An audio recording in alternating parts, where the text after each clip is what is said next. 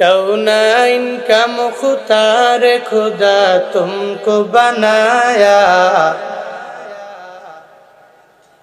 कौनैन का मुख्तार खुदा तुमको बनाया, उम्मत की निगाहबान खुदा तुमको बनाया, उम्मत की निगाहबान खुदा तुमको बनाया।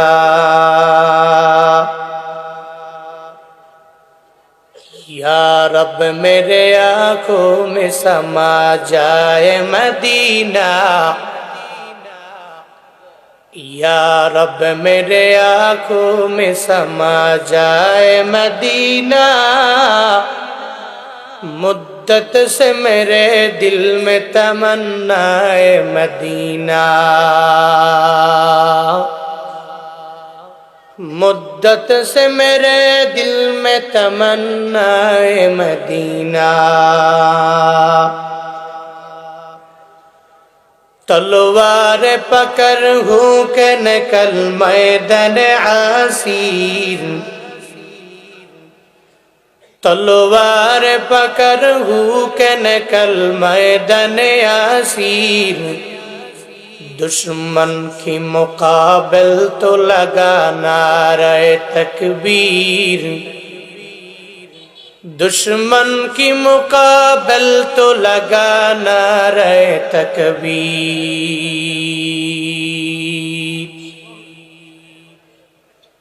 तो मर्द मुसलमान व तू मर्द मुसलमान, तो मर्द मुसलमान व तू मर्द मुसलमान, एक हाथ में तलवार एक हाथ में कुरान, एक हाथ में तलवार एक हाथ में कुरान। अल्लाह बोलें इन्ना फी खल्किस समावाति वल अर्द, আসমান এবং জমিনের সৃষ্টির মাঝে আমি মাওলার রয়েছে নিদর্শন। ওয়াক্তিলাফিল লাইলি ওয়ান নাহার, দিন এবং রাতের পরিবর্তনের মাঝে আমি মাওলা চিন্তাশীল বান্দাদের জন্য একটা নিদর্শন এই জায়গায় রাখলাম। আমার কোন মুমিন বান্দা যদি এটা নিয়ে চিন্তা ভাবনা করে, যদি ফিকির করে, আমি আল্লাহকে নিয়ে যদি চিন্তা না করে, তো উলুল আলবাব ওই বান্দার জন্য আমি রবের চিনা অটোমেটিক সহজ হয়ে যাবে। আল্লাহকে নিয়ে চিন্তা করার কোনো দরকার নাই রে গোলামেরা। ও উলুল আলবাবেরা, আল্লাহকে নিয়ে চিন্তা করবা না, ওই রবের আসমান এবং জমিন নিয়ে বান্দা তুমি চিন্তা করা আরম্ভ করে দাও। দিনের পরে রাত কেমনে আসে, রাতের পরে দিন কেমনে আসে, এই যে একটা ইখতিলাফ, এই ইখতিলাফটা বিষয়টা নিয়ে বান্দা তুমি চিন্তা করলে আমার মাওলারে পেয়ে যাবা। আল্লাযীনা ইয়াযকুরুনাল্লাহা কিয়ামান ওয়া কুউদা, আল্লাহ পাক বলেন এই মুফাক্কিরিন কারা, এই উলুল আলবাব কারা, এই চিন্তাশীলরা কারা, এদের ব্যাপারে আল্লাহ জানায়া দিলেন আল্লাযীনা, এরা তারা যারা ইয়াযকুরুনাল্লাহ, আল্লাহকে স্মরণ করে, আমার মাওলারে জিকির করে, আমার মাওলার আসমান আর জমিন নিয়ে এরা চিন্তা করে। কেমনে করে? আল্লাযীনা ইয়াযকুরুনাল্লাহা কিয়ামা, এরা সর্বাবস্থায় দাঁড়ানো অবস্থায় চিন্তা ভাবনা করে। ওয়া কুউদা, এরা বসা অবস্থায় চিন্তা ভাবনা করে। ওয়া আলা জুনুবিহিম, এরা শুয়া অবস্থায় আমার মাওলার চিন্তা ভাবনা করে। আল্লাহ পাকের সৃষ্টি জগৎ নিয়ে এরা ফিকির করে। আল্লাহ পাক বলেন ওয়াতাফাক্কারুনা ফি খালকিস সামাওয়াতি ওয়াল আরদ, আসমান আর জমিনের এই সৃষ্টির মাঝে কি রহস্য এই বান্দাগুলো চিন্তা করে। আল্লাহ যে বিশাল আসমানটা বান্দার জন্য বানায়া রাখলেন, কোনো খুঁটি লাগে নাই, কোনো পিলার লাগে নাই, কোনো ফাউন্ডেশন লাগে নাই, কিচ্ছু লাগে নাই। আল্লাহ বিশাল আসমানটাকে বান্দার জন্য দাঁড় করায়া রাখলেন। এক একটা চিন্তাশীল বান্দা, উলুল আলবাবের অন্তর্ভুক্ত একটা বান্দা যদি আমার মাওলার আসমান নিয়ে যদি চিন্তা করে, কশিনকালেও সে মৃত্যু পর্যন্ত সেকুলার হতে পারে না। আমার মাওলার আসমান নিয়ে যদি চিন্তা করো, কশিনকালেও কোনো বান্দা মৃত্যু পর্যন্ত সেকুলার হতে পারবে না। আল্লাহকে নিয়ে যদি চিন্তা না করে, আসমান নিয়ে যদি বাবা তুমি চিন্তা করো, আল্লাহ জানা দেয় যারা উলুল আলবাব, যারা সর্বাবস্থায় চিন্তা করে আমি রবের সৃষ্টি নিয়া, ওয়াতাফাক্কারুনা ফি খালকিস সামাওয়াতি ওয়াল আরদ, এরা আমার রবের আসমান আর জমিনের সৃষ্টির রহস্য নিয়ে এরা চিন্তা করে। এর উপরে চিন্তা করে করে এরা নিজেরাই আমার মাওলারে জানা দেয়, রব্বানা মা খালাকতা হাযা বাতিলা ও মালিক, দুনিয়াতে অনর্থক কোনো মাখলুক বানাইলা না, আসমান বানাইলা এর পিছনেও তোমার একটা কারণ আছে, জন্য তুমি বানাইলা। তুমি জমিন বানাইলা একটা কারণ আছে বলে তুমি বানাইলা। তুমি গরু বানাইলা একটা কারণ আছে বলে তুমি বানাইলা। তুমি উট বানাইলা, ওই উটও বানানোর ক্ষেত্রে একটা কারণ আছে বলে তুমি বানাইলা। একটা মানুষ বানাইলা, ওই মানুষটাও বানানোর পেছনে একটা কারণ আছে বলে আল্লাহ তুমি বানাইলা। মা খালাকতা হাযা বাতিলা, তুমি একটা মাখলুক অনর্থক দুনিয়ার মধ্যে বানাও নাই। আল্লাহ গো, আমরা তোমার আযাব থেকে পরিপূর্ণ চাই। যেই বান্দা উলুল আলবাব, যারা চিন্তা করে, যারা মুফাক্কির হয়ে যায়, এরা আল্লাহরে নিয়ে চিন্তা করে না, আল্লাহর জিকির করে আর রবের মাখলুক নিয়ে এরা চিন্তা করে, ঠিক কিনা? তবে মাঝে মাঝে কিছু সেকুলার আছে,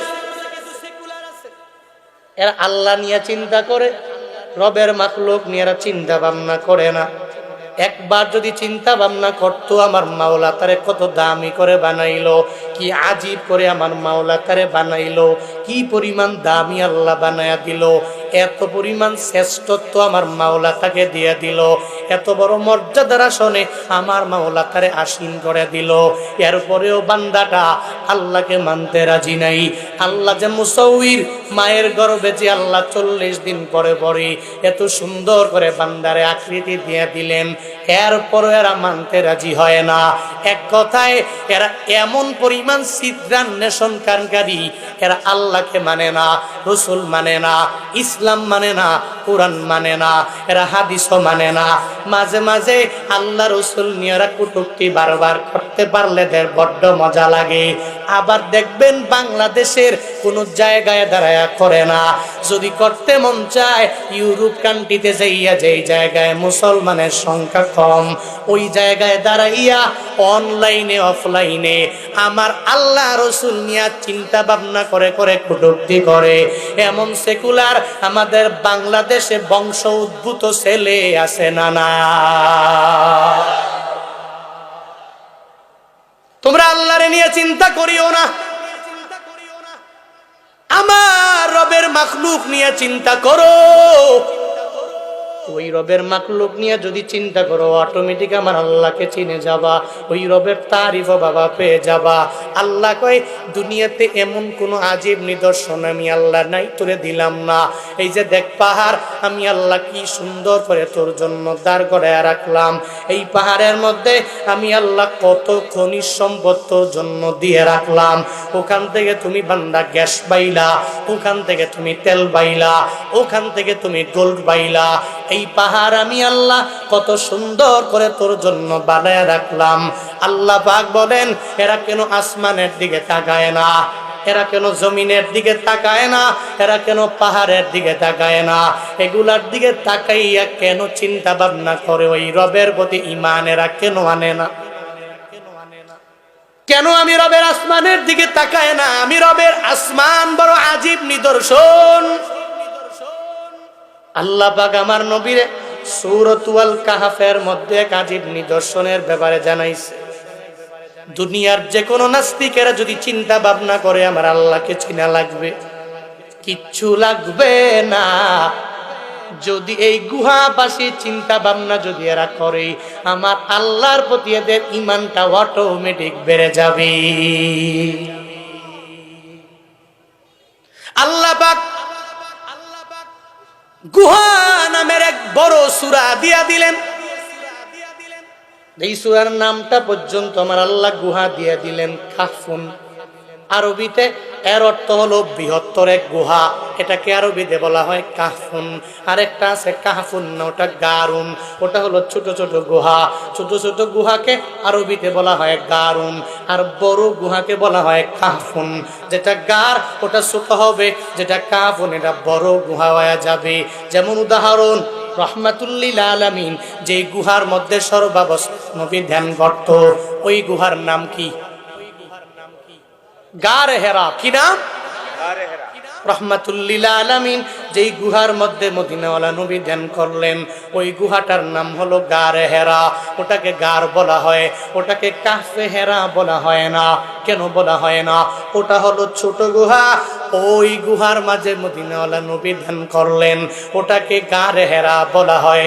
ওই জায়গায় যেই উমরা করার জন্য জুয়ান কালে যারা যায়, ওরা অনেক কষ্ট করে করে ওটা দেখার জন্য এই জায়গায় ওঠে।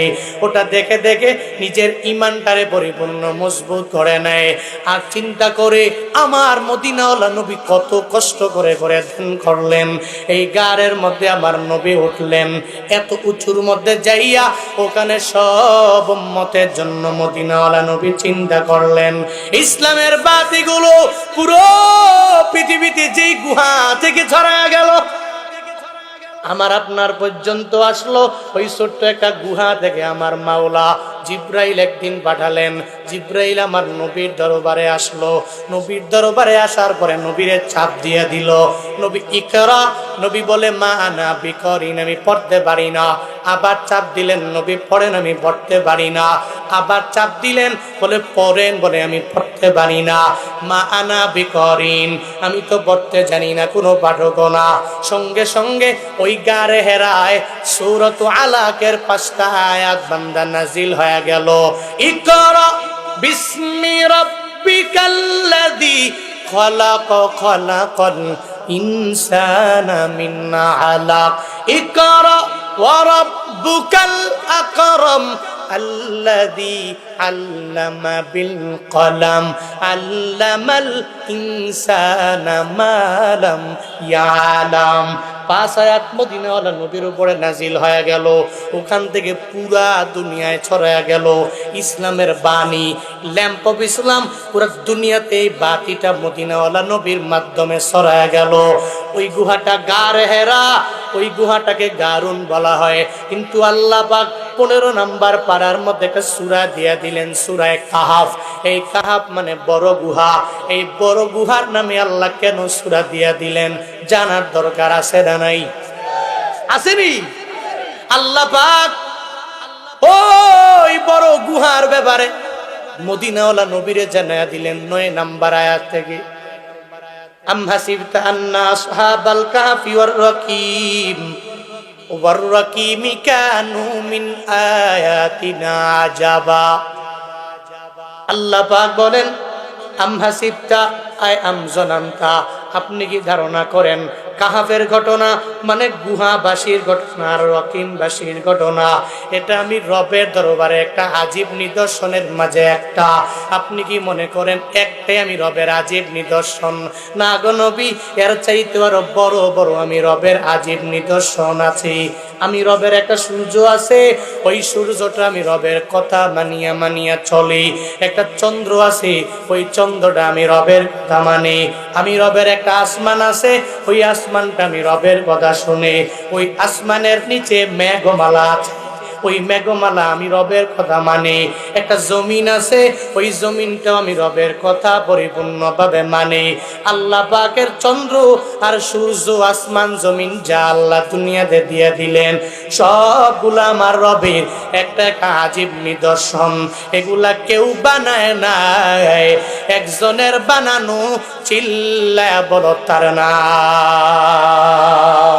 ইয়া এলাহি মিকনাদ শামসু কমার, ইয়া এলাহি বিকোনদ শজরো হাজার ইয়া ইলাহি বিকোনদ আরদো সামা ইয়া ইলাহি বিকোনদ জওয়া হাওয়া ইয়া ইলাহি তো মেরা মালিক है या इलाही तो मेरा खालिक है।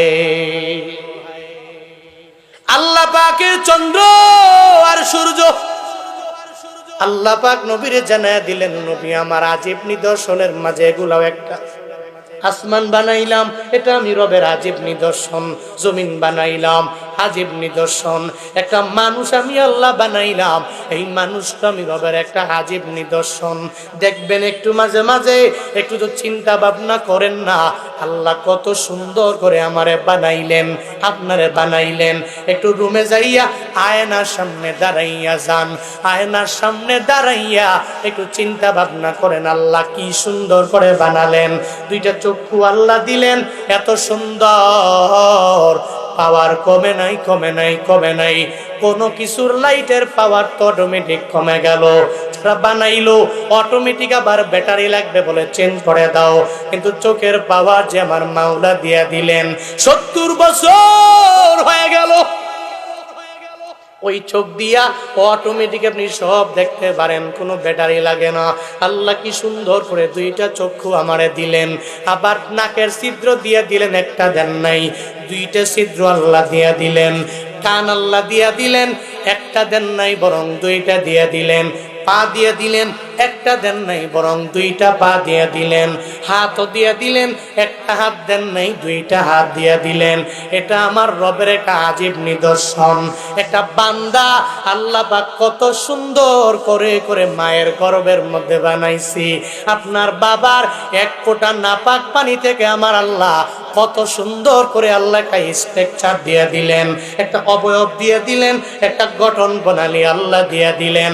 আল্লাহ বলছেন, হুয়াল্লাহুল খালিকুল বারিউল মুসাউবিরু লাহুল আসমাউল হুসনা ইউসাব্বিহু লাহু মা ফিস সামাওয়াতি ওয়াল আরদ ওয়া হুয়াল আজিজুল হাকীম। আল্লাহু আকবার।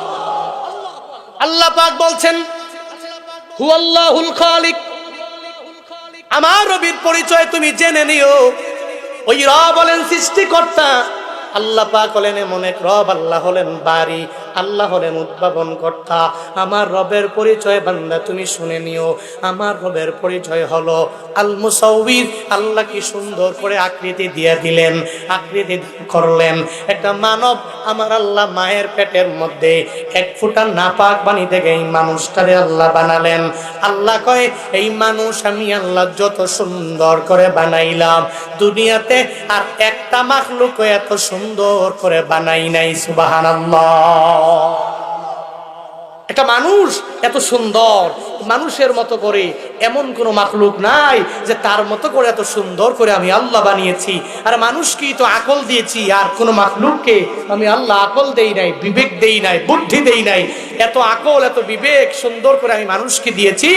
এটা আল্লাহ পাক সূরা আত-তিনেও বলছেন, অত-তিন ওয়াজ-জাইতুন ওয়াতুরি সিনিন ওয়া হাদাল বালাদিল আমিন লাকাদ খলাকনাল ইনসান ফি আহসানি তাকওয়িম। আল্লাহ পাক বলছেন, 3 আয়াতে 4টা কসম খেয়েছেন।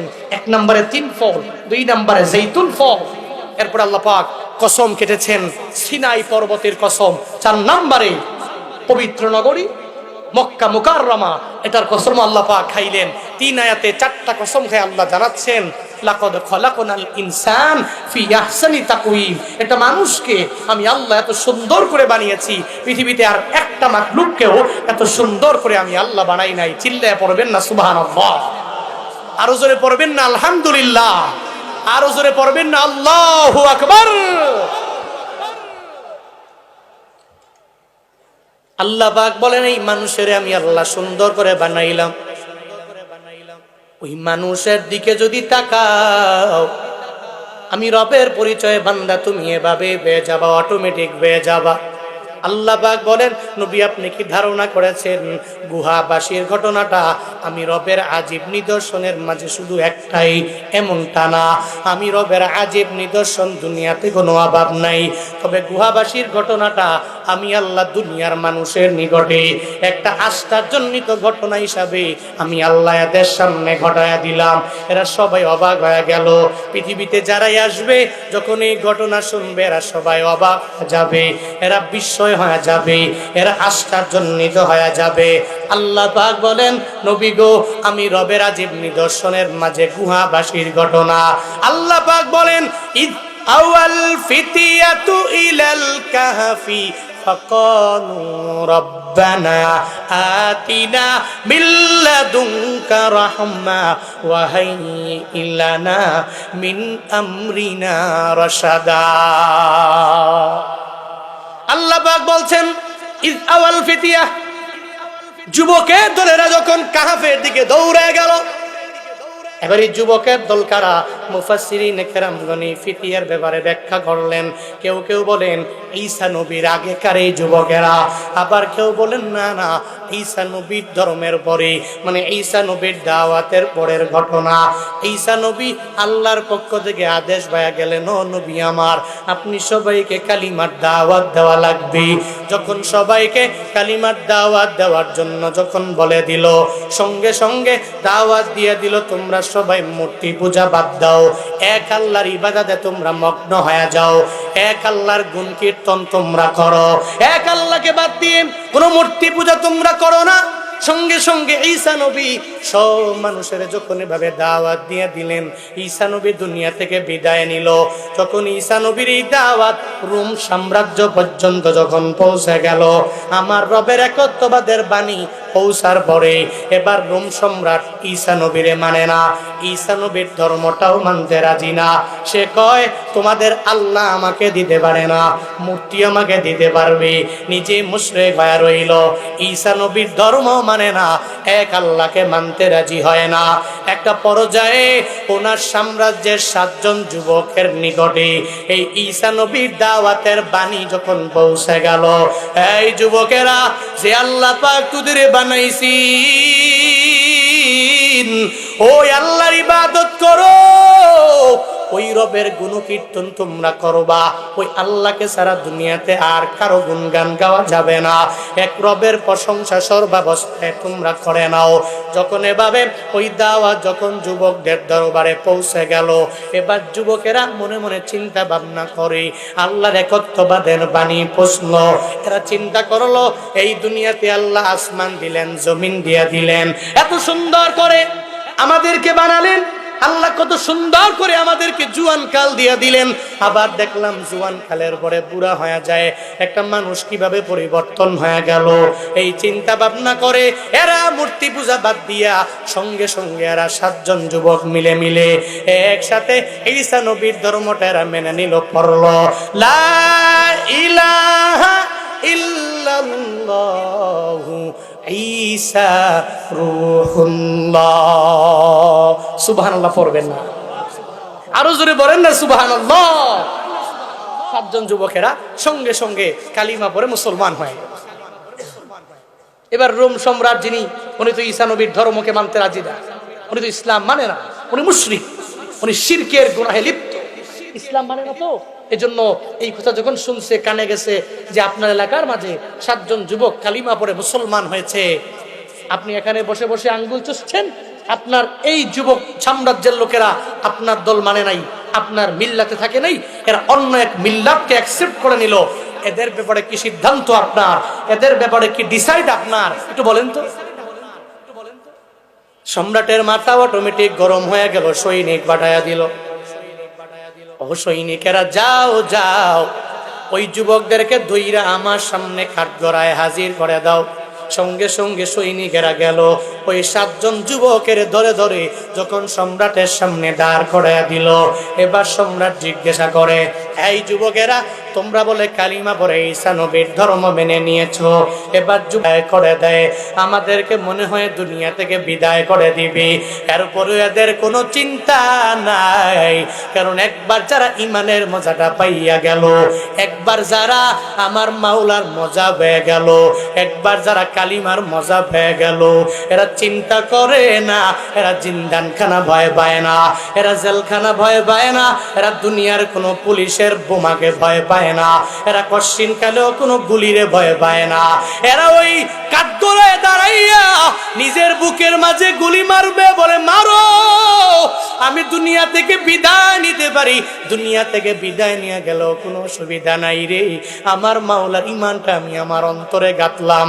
ইমানের স্বাদ আর মজা দুনিয়াতে যেই বান্দারা পেয়ে গেল, এরা দুনিয়াতে কোনো রাজা বাদশাহ, কোনো পুলিশ, র্যাব, বিডিআর এদেরকে ভয় করে না। চিল্লায় কও ঠিক কিনা?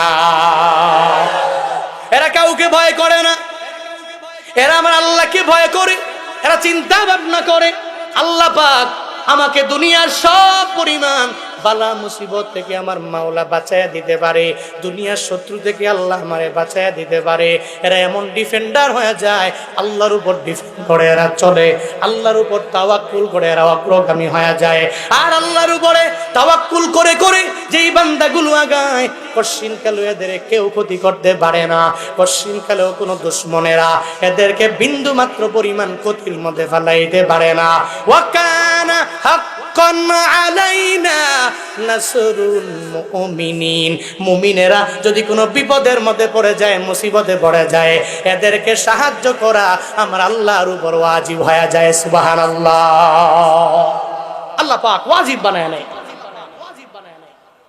যুবকেরা চিন্তা ভাবনা করলো, রোম সম্রাট এমন সম্রাট, এই সম্রাট যদি জানতে পারে আমাদেরকে মেরে ফেলবি, এরপরেও কোনো অসুবিধা নাই, এরপরও ইমান আনছি, একবার আনছি, মরণ হয়ে গেলে কোনো অসুবিধা হবে না, এটা ভয় করে না।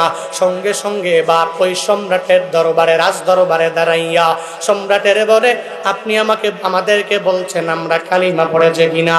আমরা কালিমা পড়েছি, ঈসা নবীর ধর্মটা আমরা মেনে নিলাম, আমরা ঈসা নবীর ধর্মের একজন অনুসারী নিজেকে বানায়া নিলাম।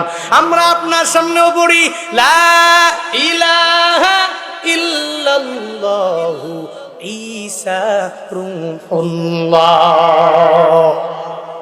সম্রাটের মাথায় এবার গরম না ঠান্ডা?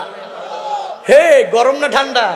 ওরে খাইছে রে, সম্রাটের মাথা তো গরম, সাহস কত বড় দেখছুনি, সব জায়গায় তো বলে বলে বেড়ায়, আবার আমার সামনে এসে কয় লা ইলাহা ইল্লাল্লাহ, ঈসা নবীর ধর্ম মানে। এই তোরা জানো না, ঈসা নবীর ধর্মের অনুসারী যারা, এদের রক্তের পিপাসু আমি, এদেরকে দুনিয়া থেকে বিদায় করতে পারলে আমার বড্ড মজা লাগে, ওদেরকে শুলে চড়াতে পারলে আমার বড্ড মজা লাগে। তোরা কি এই বিষয়ে জানো না?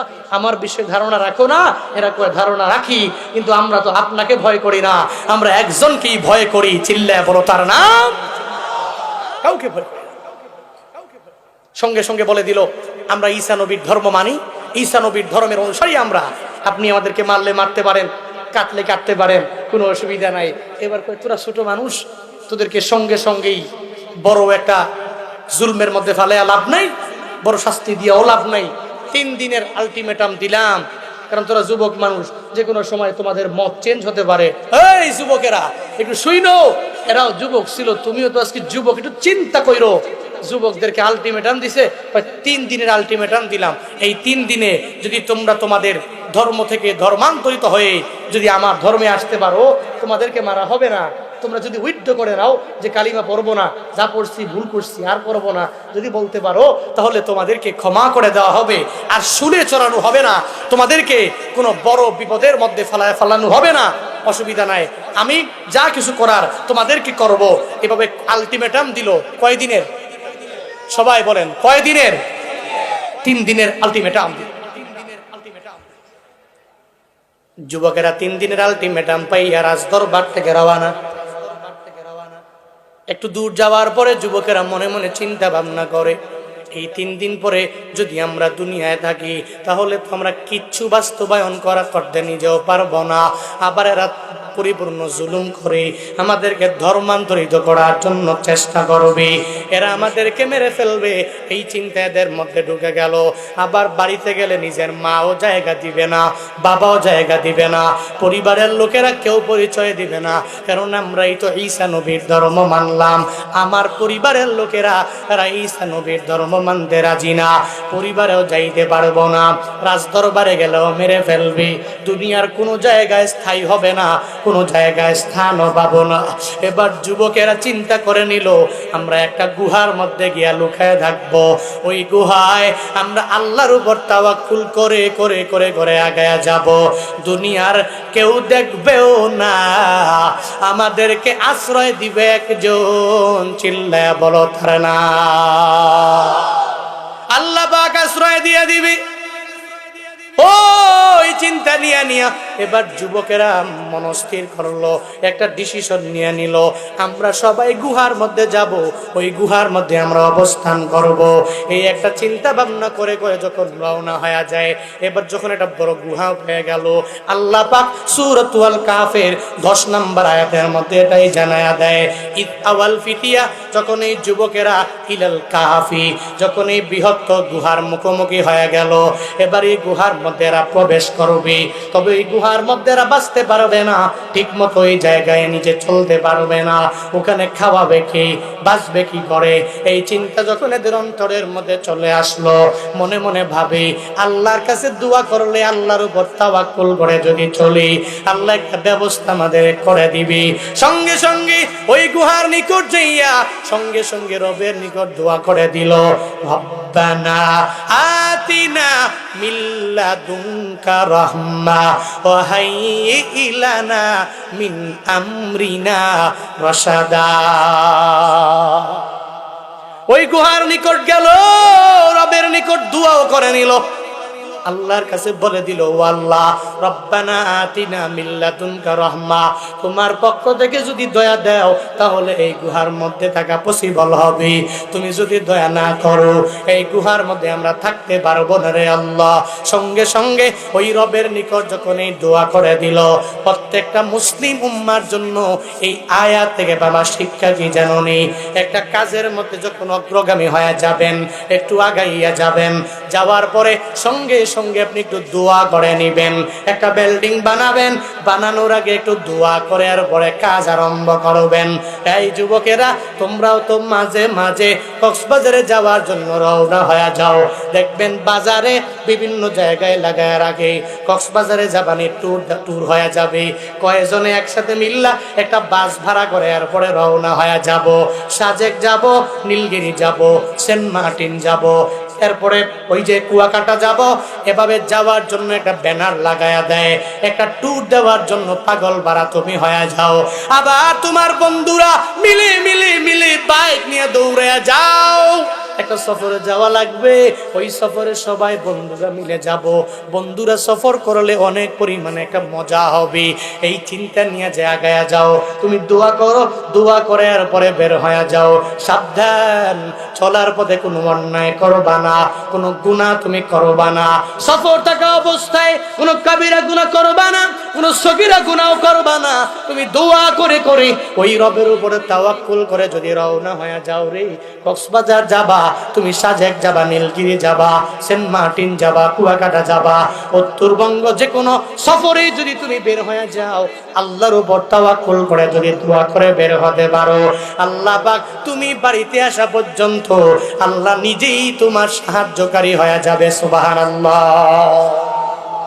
আল্লাহ পাক নিজেই সাহায্যকারী হবে, তবে দোয়া করে বের হতে হবে। কিন্তু মাঝে মাঝে তো অনেকে কয়, এত দোয়া দিয়া কি হবে?